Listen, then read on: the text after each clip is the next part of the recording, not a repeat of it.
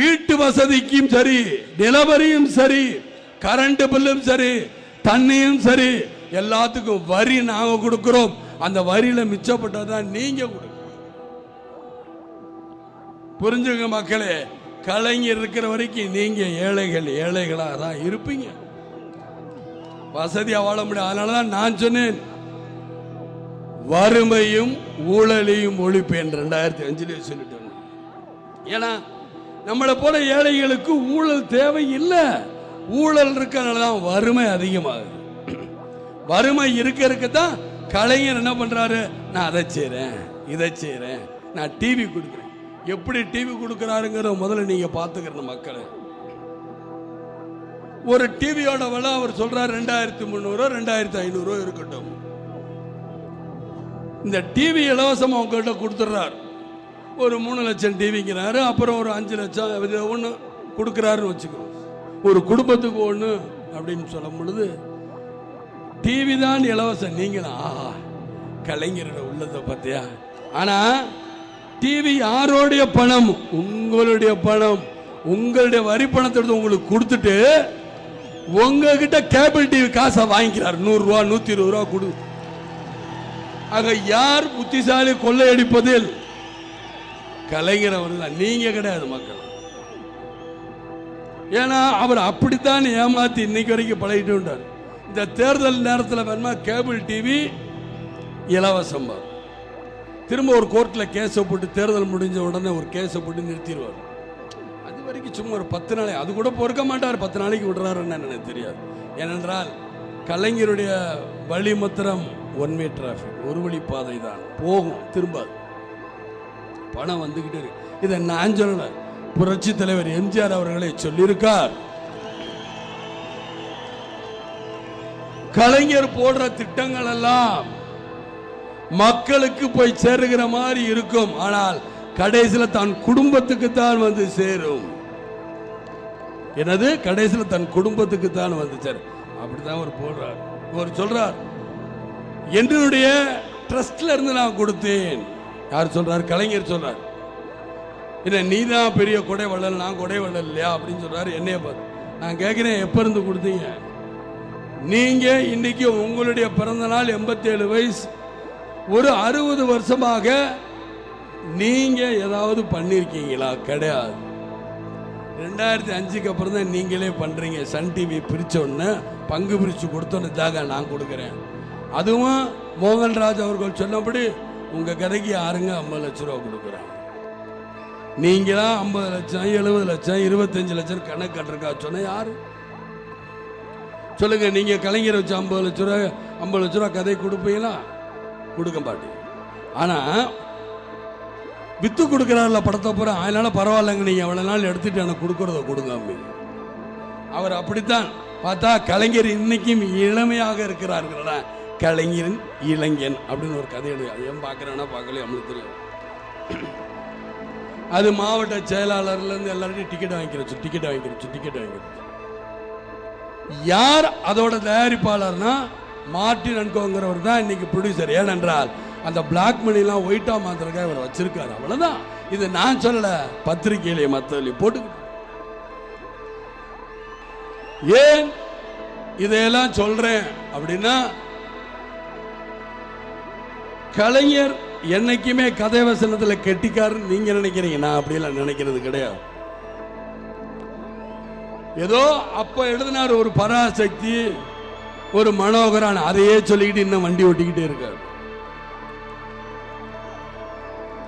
உடனே அவர் முரசில் விஜயகாந்துக்கு இப்ப படம் ஓடல. ஓடாட்டி என்ன? உங்ககிட்ட வந்து பைனான்ஸுக்கு கொண்டு வந்து நிக்கலையா? உங்க பிள்ளைகளை வந்து உங்க பேர பிள்ளைகளை படம் எடுன்னு சொல்லலையே? நீங்க கால் ஷீட் நாங்க கேட்டு கொடுக்கல. அப்புறம் எதுக்கு? இவர் எப்படி எப்படிலாம் ஏமாத்துவார்னா, எனக்கு தமிழ்னா உயிர் பாரு. சரி, அதுக்கு என்ன பண்ற? தமிழ் பேரை வையா அப்படின்பாரு. ஆனா அவர் பேரை இங்க ரெட் ஜெயின் மூவிஸ், சிகப்பு பூதன் வச்சுக்கங்களேன். உங்களை யார் வேணான்னா கிளவுட்ஸ் நயன், யாரு? மதுரையில் இருக்க அழகிரியோட பையன், இவருடைய பேரை கிளவுட்ஸ் அப்படிங்கிறது மேகம் 9ன்னு வையுங்களேன். உங்களை யாரு வேணான்னா அது வைக்க மாட்டான். ஸ்டாலினை பார்த்து கேட்கிறாங்க, ஏங்க உங்களுக்கு ஸ்டாலின் கலைஞர் வச்சாரு, ஏன் உங்களுக்கு தமிழ்ல பேர் வைக்கல? உடனே ஒரு சொல்ல, இல்ல எனக்கு வச்சது இது காரண பெயர். என்னையா காரணம்? அடுத்தவங்களுக்கெல்லாம் காரணத்தோட தான் வச்சிருக்காங்க, அப்பா அம்மா காரணம் இல்லாமலே வச்சிருக்காங்க. சரி, அப்படி என்றால் உங்களுடைய மனைவியாருக்கு துர்கா ஸ்டாலின்றத ஏன் சாந்தி ஸ்டாலின் நீங்க மாத்திரம் மாத்திக்கிட்டீங்க? கேட்டா எனக்கு கடவுள் மேல நம்பிக்கை இல்லை, அதனாலதான் மாத்திரேன். ஆனா தினந்தோறும் ஒரு கோயிலுக்கு போயிட்டு அவங்க சாமி கும்பிடுறத படம் எடுத்து போட்டுக்கிட்டே இருப்பாங்க. இவரு போய் திருவாரூர்ல அப்படியே உட்கார்ந்து இருக்கேன் பாரு, ஊதுபத்தி எரியும், பழம் இருக்கு, எல்லாமே இருக்கு. இவர் சாமி கும்பிட மாட்டேன்னு சொல்லிக்கிறாரு. ஏன் ஊதுபத்தி எரியுது? எல்லாரும் கேட்டா, அழகிரில இருந்து எல்லாரும் கேட்டா, எங்களுடைய குலதெய்வமானதுக்காக நாங்க போனேன் திருக்கோவிலைக்கு. கேட்டா என் மனைவிமார போனாங்க, நான் கூட போய் சும்மா நின்றுகிட்டேம்மா, போயிட்டு வான்னு சொல்லியிருப்பாங்க. ஆக இப்படிப்பட்டவங்க தான் இவங்க.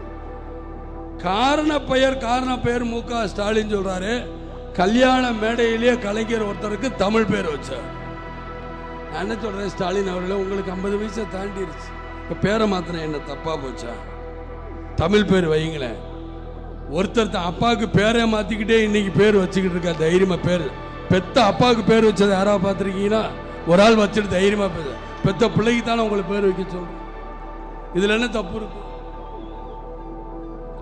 ஆக இதையெல்லாம் சொன்னாலும் விஜயகாந்த் பைத்தியக்காரன், விஜயகாந்த் முட்டாள். விஜயகாந்த் பைத்தியக்காரனா முட்டாளா என்பது தெரியாது. அது பொறுத்திருந்து பாருங்கள், விஜயகாந்த் பைத்தியக்காரனா முட்டாளுங்கிறது பின்னாடி. ஏன்னா எல்லாரும் கேட்டா சொல்லுவாங்க, கலைஞர் ரொம்ப அறிவாளி. எதுல அறிவாளி? கொள்ளையடிப்பதில் அறிவாளி, ஊழல் செய்வதில் அறிவாளி. நல்ல மனசுக்காரன்னு சொன்னா ஒத்துக்கிற மாட்டேன். ஏன்னா இன்னைக்கு அவர் மேல பூச்சிக்கொல்லி மருந்து, கோதுமை பேர ஊழல் வழக்குல சர்க்காரி கமிஷனர் இன்னைக்கு தீர்ப்பு இருக்கு. புரட்சி தலைவர் எம்ஜிஆர் அவர்கள் பிடிச்சு கொடுக்கும் பொழுது அப்ப சர்க்காரி கமிஷன் என்ன தெரியுமா சொல்லுச்சு? விஞ்ஞான முறையில் ஊழல் செய்துள்ளார் கலைஞர்னு சொன்னாங்க. அப்ப எம்ஜிஆர்ட்ட கேட்டாங்க, இடங்க கலைஞர் தான் ஊழல் செஞ்சார்னு சொன்னாங்களே அப்படின்னு. மக்கள் தண்டனை கொடுத்துட்டாங்க, நம்ம கொடுக்கணும், விட்டுருங்க அப்படின்னு. ஆக அவருக்கு இருந்த பெருந்தன்மை என்னன்னு பாருங்க. மக்கள் தண்டனை கொடுத்துட்டாங்க.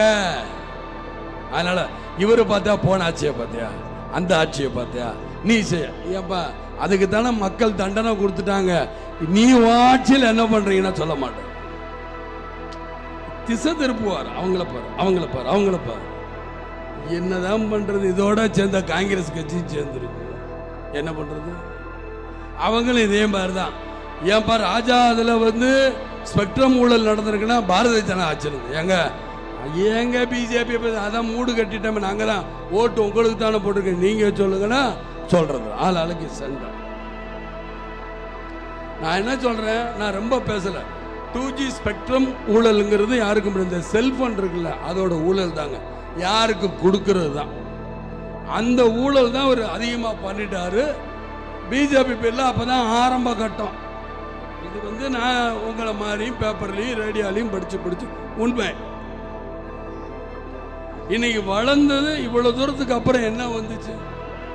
பாரதிய ஜனதா செஞ்சதான் நான் செய்யறேன்னா, நீங்க ஒரு 5 ரூபாய்க்கு இடம் வாங்கியிருப்பீங்க, இன்னைக்கு 5000 ரூபாய்க்கு இந்த இடம் போகும். 5 ரூபாய்க்கு வாங்கின விலைக்கு கொடுப்பீங்களா நீங்க? அதுதான் ஒவ்வொருத்தவங்களும் கொடுத்தாங்கன்னு சொன்னா கேட்கறது. இவர் சொல்றார் அதுக்கப்புறம் அந்த ஸ்பெக்ட்ரம் ஊழல்ல நடந்திருக்குன்னா அதெல்லாம் கிடையாதுங்கிறார். ஸ்பெக்ட்ரம் ஊழலை பத்தி பேசுறார். ஸ்பெக்ட்ரம் ஊழலை பத்தி என்ன சொல்றாங்க அப்படின்னா,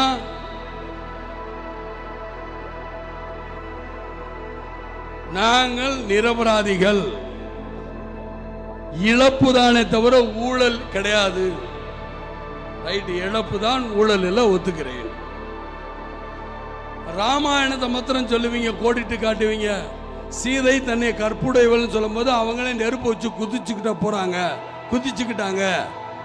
அது மாதிரி நீங்களும் கற்புடையவன் நிரூபிச்சிருங்களேன், குதிச்சிருங்களேன். என்னன்னாலும் வாடா, மடியில கனம் இல்லை, எனக்கு வழியில பயம் இல்லைன்னு சொல்லிட்டு போங்களேன். அது சொல்ல மாட்டேங்கிறீங்க. பாராளுமன்ற கூட்டுக்குழு வச்சாலும் எந்த குழு வச்சாலும் வா அப்படின்னு தான் சொல்லணும். அதை பேசுறது கிடையாது. இவரு ஏதாவது திசை திருப்புவார், கேட்டா உடனே ஜாதி எழுப்பார். அவர் தலித்துங்கிறனால மேல கேச போடுறார். நான் தவறாக சொல்லவில்லை. அந்த இனத்திற்கும் அந்த மக்களுக்கும் பெருமையை தேடி கொடுத்தவர் டாக்டர் அம்பேத்கர் அவர்கள் இன்னைக்கும் பெருமையை தேடி கொடுத்தார். அந்த மாதிரி பெருமையை தேடி கொடு. அதே மாதிரிதான் ஜெகஜீவன் ராமன் அவர்கள் தலித் இனத்தை சேர்ந்து வந்தாலும் 33 வருஷம் ஜெயிச்சார், மந்திரியாக இருந்தார். அவரும் தன் இனத்திற்காகவும் தன் நாட்டுக்காகவும் பாடுபட்டவர் தான் ஜெகஜீவன் ராம். அதே மாதிரி மந்திரி கக்கன் இருந்தார், தன் இனத்துக்காகவும் தன் நாட்டுக்காகவும் பாடுபட்டவர் தான் கக்கன். அதை விட்டுட்டு ஊழல் பண்ணவர்களுக்கெல்லாம் ஏங்க ஜாதி இழுக்கிறீங்க? ஏன் இவர் ஜாதியை இழுப்பாருன்னு நான் சொன்னேன். அதற்கு காரணம் இருக்கு. பேரறிஞர் அண்ணா அவர்கள் 1969 அவர் இறந்தார். பிப்ரவரி 3 இறந்தார். இறந்து முடிஞ்சோன்னா யார் முதலமைச்சராக வரணுங்கிற பிரச்சனை. அப்போ கலைஞர் எம்ஜிஆரை பிடிச்சிக்கிட்டாரு.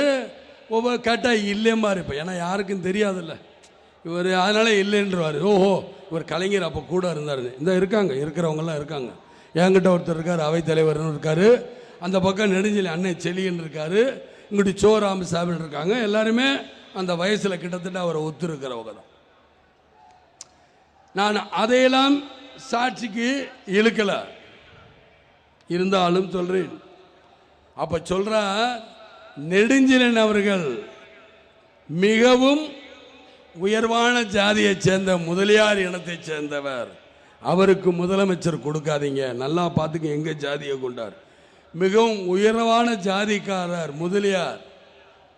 அப்ப பேரறிஞர் அண்ணா அவர்களை தலைவராக ஏற்றுக்கொண்டவர் சொல்ற வார்த்தை, அண்ணாவின் இதயத்தை இரவலாக வைத்துக் கொண்டிருக்கிறேன் சொன்னவரோட வார்த்தையை நீங்க நல்லா கவனிக்கணும். சொல்றார், நான் யார் கலைஞர் சொல்றார், அவர் உயர்ந்த ஜாதி முதலியார் இனத்தை சேர்ந்தவர். நான் மிகவும் பிற்படுத்தப்பட்டவர், மிக மிக எத்தனை மிக வேணுமாலும் போடுத்துங்க, ஆனா எனக்கு மட்டும் முதலமைச்சர் பதவியை கொடுங்க அப்படின்னு கேட்டு வாங்கினார். அன்னைக்கே ஜாதியை கொண்டு வந்தார். இப்போ மாத்திரம் ஜாதியை கொண்டு வராமையா இருப்பார்? தான் மக போனா உடனே ஒரு ஜாதியை சொல்லுவார். ஜெமினி நேசன் ஃபங்க்ஷனுக்கு போனா அவங்க அத்தை எங்க ஜாதிம்பாரு. யார் ஒரு ஜாதி யார் இழுக்கிற? நாங்கள் இழுக்கிறோமா? எல்லாரும் ஒண்ணு. அந்த காத்து இந்த அத்தனை பேர் கூடியிருக்கீங்க, இல்லை யாருக்காவது எந்த ஜாதி எந்த மதம்னு தெரியுமா? இத்தனை பேர் விடுற மூச்சு காத்துல எந்த ஜாதி? இந்த ஜாதி தான் இந்த மாதிரி மூச்சு காத்து விடுது, இந்த மதம் தான் இப்படி பேசுறாங்கன்னு சொல்ல முடியுமா? என்ன அக்கப்போர் கூட்டுறீங்க? இவர் மாத்திரம் எழுதுவார், 2 ஆடு முட்டிக்கிருச்சுன்னா ஓனாய் ரத்தம் குடிக்க துடிக்கிறது பார்த்துருங்க. அந்த ஓனாயே இவர் தாம்மா, தயவுசெய்து பார்த்து இருந்துக்குங்க. ஏன் இதை சொல்லுகிறேன்னா, இப்படியெல்லாம் முண்டு குப்புன்னு மொரணா சொல்லுவார். அதே மாதிரி ராஜாவோட பிரச்சனை வரும்போது சொல்றா, ஐயர்கள்லாம் சேர்ந்து சப்போர்ட் பண்றாங்க. தினமலர் பத்திரிகை ஆசிரியர் ராமசுப்பிரமணியம் ஐயர், அமர் ஜூனியருடன் ஆசிரியர் சீனிவாச ஐயர், தினமணி வைத்தியநாத ஐயர், குமுத ரிப்போர்ட்டர் வரதராஜ ஐயர், துக்ளக் சோ ராமசாமி ஐயர். இந்த ஐயர்கள்லாம் சேர்ந்து சிபிஐ விசாரணை நோண்டி நோண்டி இவங்க பார்த்தாங்களா? என்னமோ கேட்டாராம், ஒன்றும் சொல்லலாம். ஊழல் பண்ணும்போது நீங்கள் கூட இருந்தீங்களா? இந்த கேள்வி அவங்க திரும்ப கேட்டால் என்ன சொல்லுவீங்க? நீங்கள் தான் சொல்கிறீங்க, கண்ணால் பார்ப்பதும் போய் காதால் கேட்பதும் போய் தீர விசாரிப்பதே மெய் அப்படி. நான் தான் சொல்கிறேன், தீர விசாரிக்க விடுங்களேன் பார்ப்போம். ஏன் பயப்படுறீங்க? பயப்படாதீங்க. அப்போ சொல்றார், இவர் இன்றைக்கு ஐயர்களை பற்றி திட்டுறாரு. திட்டும் போது இன்னொரு சொல்றார், மனு தர்மம் மறுபிறவி எடுக்காது.